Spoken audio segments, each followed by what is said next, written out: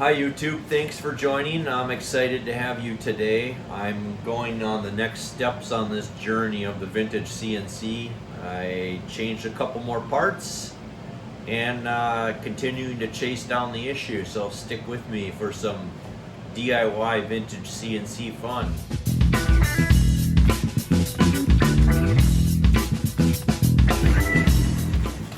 So what I've done leading up to this video is I did get both of the capacitors changed, and I also replaced the encoder, and I had tested that with an oscilloscope. And I've got a few great listeners on here. Politerbus gave me some tough love, and I think it was good. I got to strike a balance between asking for questions and doing my own research,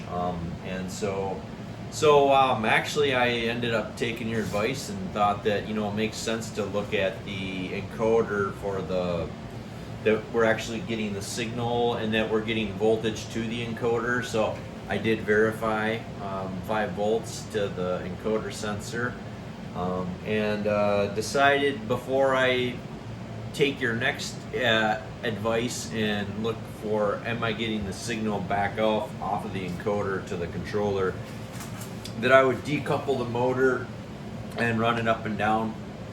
And I discovered that I'm not getting a reading on the home switch for the x-axis, which is, this is where my troubles are, is in the x-axis. So stick with me and see if you see anything.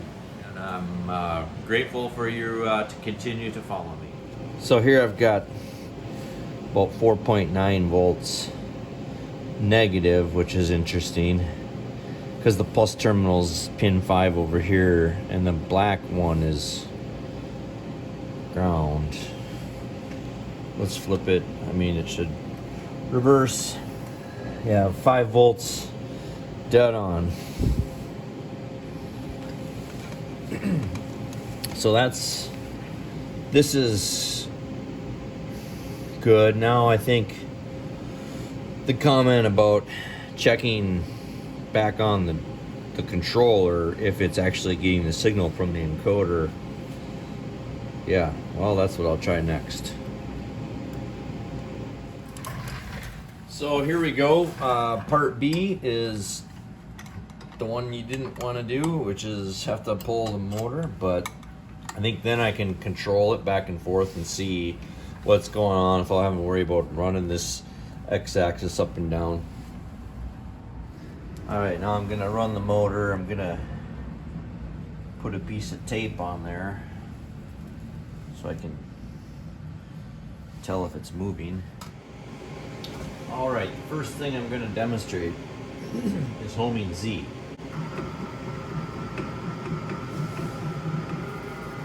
Now it slows down,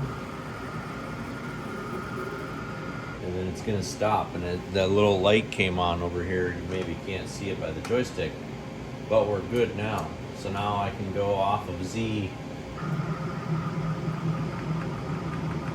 Okay, so now let's see if we can home X. So we're moving slowly. Okay, that's good.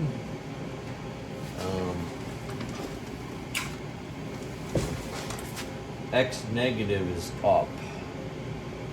That seems to be my problem. Down goes fast. Maybe I should do a fake home. So down goes fast. Up goes slow. As you can see there, you can see it spinning. So far so good. Let's stop it right there. So I've got an alarm on door open, so I go to the diagnostic screen here. I can open this up and I can watch this toggle between 0 and 1, and I can hear the switch working. So I don't know why it's telling me that. So I've opened the door, and there's the door switch right there. So I can see the bit changing. It's number 8. So that switch is working. I'm gonna shut this thing and I'm gonna give it the old cold boot and put these quarter turn Zeus fasteners in.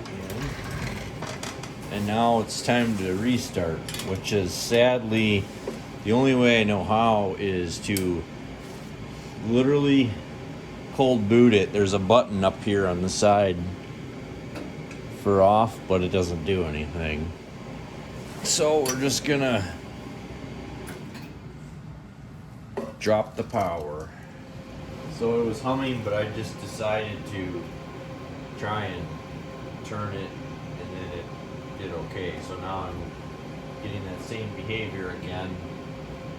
So I want to go X negative is up, and it says right on this little cover right here. So I want to go up until it homes. So in order to do that, I'm gonna turn this screw.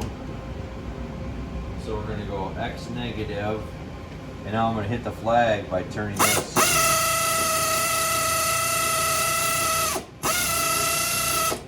Let's see if everything's working here. Yep, okay.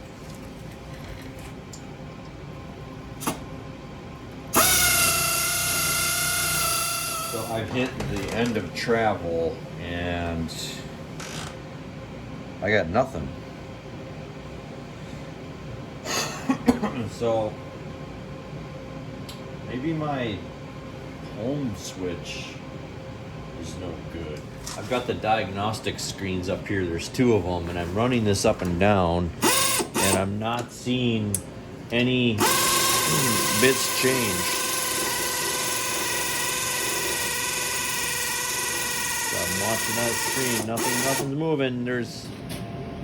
So the X-axis limit switch is right here, basically right at the end of this ball end mill. Just there's the screw right here, and then the sensor's right there, and I got the flag right here that was easier to get up the Z-axis, and I'm running it up and down in there like this, and I am not seeing anything on the alarm screen at all.